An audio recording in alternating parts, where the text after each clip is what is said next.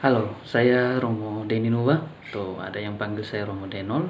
Asal saya dari Ende. Saya seorang pastor dari Keuskupan Agung Ende yang kini sedang studi di Roma. Saya tinggal di Collegio San Paolo. Tempat kami itu ada di kota Roma. Di sini kami hampir sekitar 200 imam, 200 pastor dari 54 negara. Kami ada di sini. Jadi komunitas kami adalah suatu komunitas yang sangat besar. Kita pasti tahu tentang apa yang terjadi akhir-akhir ini, coronavirus yang menyerang hampir di seluruh dunia, dan Italia menjadi suatu negara yang boleh dikatakan sangat parah situasinya berkenaan dengan coronavirus ini. Video ini saya buat semacam sebuah sharing, juga mau katakan awasan untuk Bapak Ibu saudara-saudari saya yang ada di Indonesia secara luas, yang ada di NTT, juga secara khusus yang ada di Flores, di Ende tempat saya berasal. Paling parah di Italia secara khusus ini itu di daerah Italia Utara. Kami sendiri ada di daerah Italia Tengah, karena kami di kota Roma, ibu kota dari negara Italia.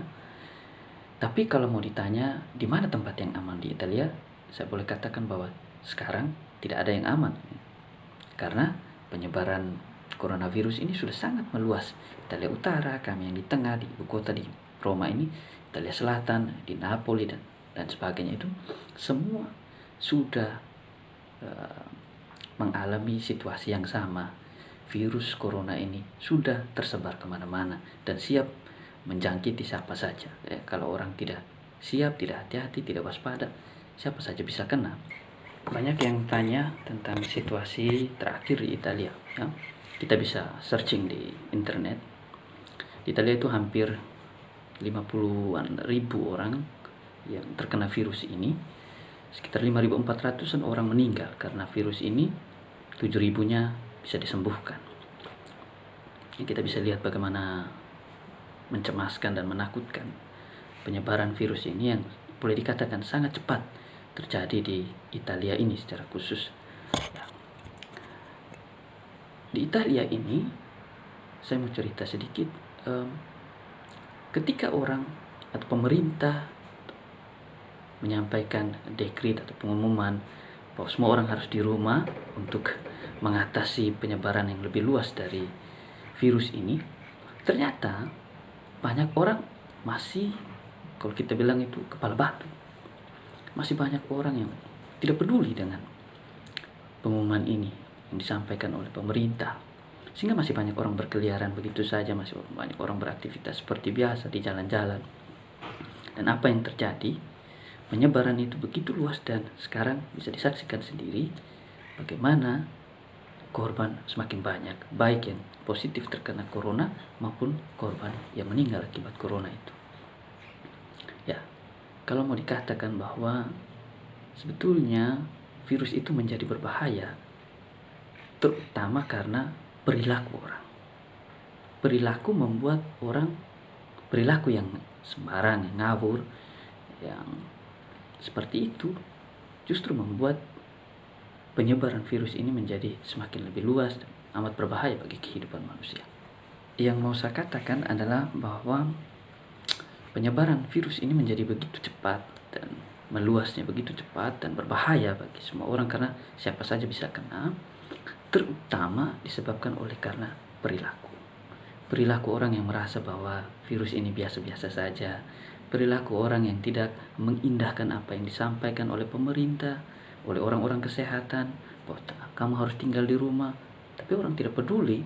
Perilaku ini yang justru akhirnya membuat penyebaran itu menjadi semakin luas, dan kita bisa lihat sendiri bagaimana parahnya Italia. Termasuk kami sendiri yang tinggal di komunitas seperti ini juga merasa terancam dan kehidupan kami. Saya juga mau katakan bahwa ternyata Eropa secara umum, baik itu di Jerman, di Spanyol juga cukup parah, di Austria, di Swiss juga mengalami hal yang sama, di Prancis juga, dan Italia sendiri. Ternyata negara-negara Eropa yang kita bilang maju, kita tahu bahwa mereka punya tingkat kemajuan jauh lebih tinggi dari kita di Indonesia, dari kita di Flores apalagi. Tapi mereka sendiri, negara-negara Eropa itu sendiri mengalami kewalahan yang luar biasa untuk mengatasi ini. Mereka ternyata mengalami juga tantangan yang begitu luar biasa dihadapi orang-orang, terutama orang-orang kesehatan, dalam mengatasi penyebaran virus, dalam mengatasi atau menyembuhkan orang-orang yang sakit karena virus ini. Jadi kita bisa lihat negara maju seperti mereka saja sudah mengalami kesulitan. Saya tidak bisa membayangkan kalau virus itu masuk, sekarang sudah masuk Indonesia, kalau masuk ke NTT, masuk ke Flores, apalagi ke Ende, saya tidak bisa membayangkan bagaimana sulitnya kita bisa mengatasi penyebaran virus ini dan bisa menyembuhkan orang-orang yang terkena karena virus ini dengan segala keterbatasan yang kita miliki, yang kita alami di tempat kita. Awalnya saya yakin sekali bahwa virus ini hanya akan kena di orang-orang tua, di orang-orang usia lanjut karena daya tahan tubuh mereka sudah menurun. Tapi belakangan ini menjadi kekhawatiran saya karena siapa saja ternyata bisa kena, ya. Itu artinya juga teori itu saya ragukan juga, ya. Siapa saja bisa kena, tergantung daya tahan tubuhnya.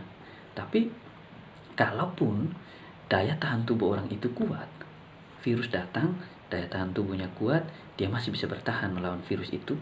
Tetapi bahwa virus itu ada di dalam dirinya, dan melalui dirinya dia bisa menularkan kepada orang lain, dan itu berbahaya. Kita tidak kena atau kita tidak alami dampak yang lebih parah karena virus itu, tapi kita bisa menjadi penyebab bagi orang lain. Kita bisa membuat orang lain menderita karena kelalaian kita. Itu kenapa orang suruh kita tinggal di rumah, kita ada di rumah saja, bukan karena supaya kita jangan kena, tapi juga supaya kita jangan menjadi penyebar virus bagi orang lain. Karena itu melalui video ini saya ingin berpesan, pertama-tama kita jangan pernah menganggap remeh virus yang satu ini, karena sudah terbukti penyebarannya begitu cepat dan begitu luas. Bisa jadi sudah ada di sekitar kita.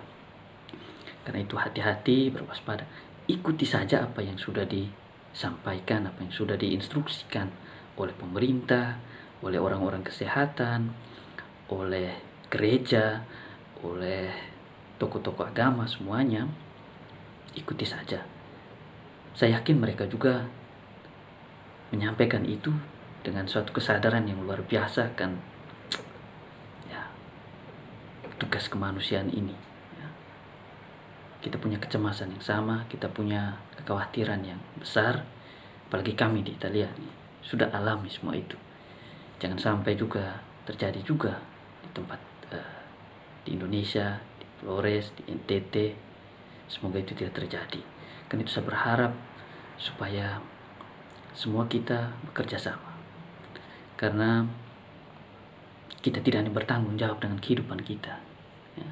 Karena kita akan menjadi sangat egois kalau kita hanya berpikir tentang diri kita, tentang pekerjaan atau kehidupan kita sendiri. Tapi juga kita punya tanggung jawab sosial dengan kehidupan orang lain, ya. Saya buat video ini bukan untuk cari sensasi atau apa, ya, tapi semata-mata karena keprihatinan saya kepada, dan ini saya tahu ini persoalan kemanusiaan. Karena itu saya sendiri tidak tahu caranya bagaimana bisa mengatakan ini untuk semua, maka saya buat video ini sekedar supaya kita tahu, dan ini sebuah sharing. Saya harap berguna untuk kita, terutama supaya kita sama-sama berjuang, bekerja sama untuk bisa menjaga tempat kita, menjaga keluarga kita, menjaga orang-orang yang kita kasih, dan menjaga diri kita dari coronavirus ini, ya. Kita saling mendoakan, tentu saya juga mendoakan supaya Bapak Ibu Saudara-saudari di Indonesia, di NTT, di Flores, di Ende, semuanya juga bisa aman dari virus ini, dan semua ini bisa berlalu dengan semua badai ini bisa cepat berlalu, dan juga berdoa untuk kami yang ada di sini, ya, supaya kami juga aman, bisa tetap sehat, ya. Terima kasih untuk semua yang sudah bertanya, sudah mengirimkan pesan, sudah telepon menanyakan keadaan. Terima kasih untuk perhatian dan doa-doamu.